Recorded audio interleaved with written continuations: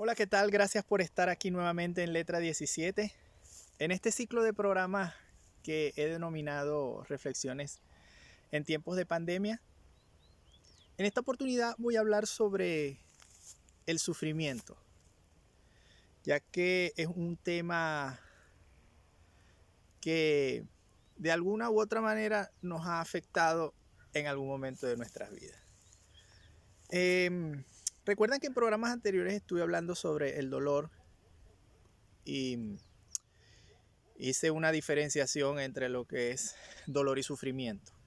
En algún momento de nuestras vidas nosotros hemos pasado por situaciones eh, muy traumáticas que nos han podido causar un dolor desde una intensidad baja hasta una alta intensidad.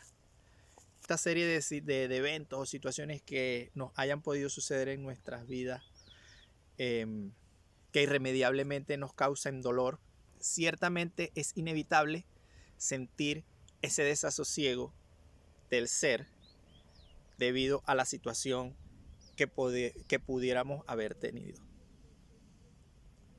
De hecho, les estuve explicando que el dolor forma parte de un mecanismo de defensa de nuestro cuerpo, ya que mediante el dolor canalizamos esa energía negativa y la drenamos expresando el dolor, ya que es importante manifestarlo.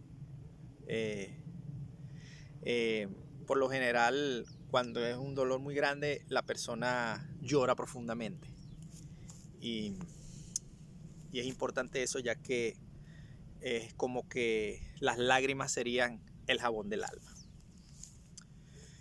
El problema está en que cuando esta situación que nos causó dolor se prolonga en el tiempo, ese malestar se convierte en lo que llamamos sufrimiento, que es lo que considero que es opcional. Es decir, el dolor es obligatorio, ya que tenemos que vivirlo, lo vamos a vivir, pero el sufrimiento ya queda de parte de nosotros canalizar este dolor. Otra de las diferencias del dolor y el sufrimiento es que el dolor es algo agudo, es algo del momento, es algo de impacto fuerte. En cambio, el sufrimiento es un sentimiento negativo, pero más liviano, más ligero, pero que se prolonga mucho en el tiempo. ¿Y qué es lo que se considera insano para nuestro ser, para nuestra existencia?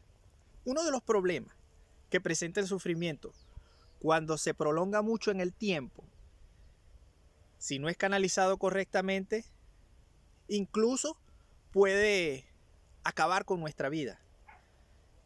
Sobre todo las personas que han tenido situaciones muy traumáticas en edades jóvenes, ya que mientras uno más joven es, parece que somos más susceptibles a padecer de sufrimiento.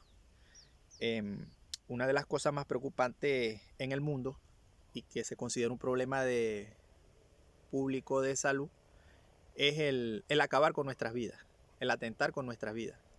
De hecho, el suicidio es una de las causas principales de muerte evitables en el mundo,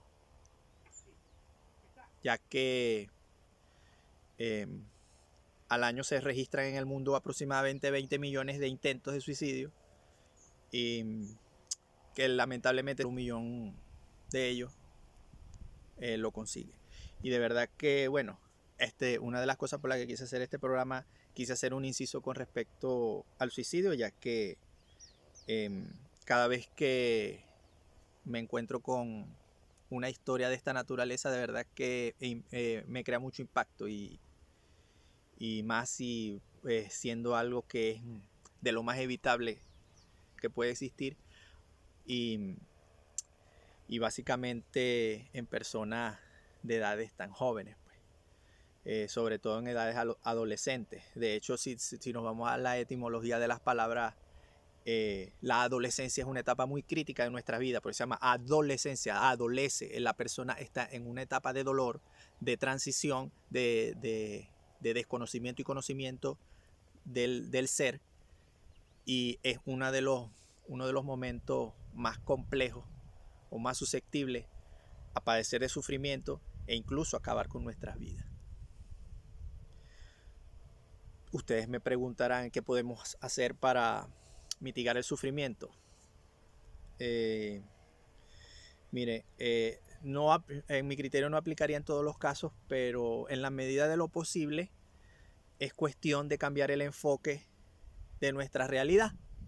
Es decir, entender que la realidad no es ni positiva ni negativa, sino que es neutra y de acuerdo a nuestro enfoque es lo que vamos a percibir de ella.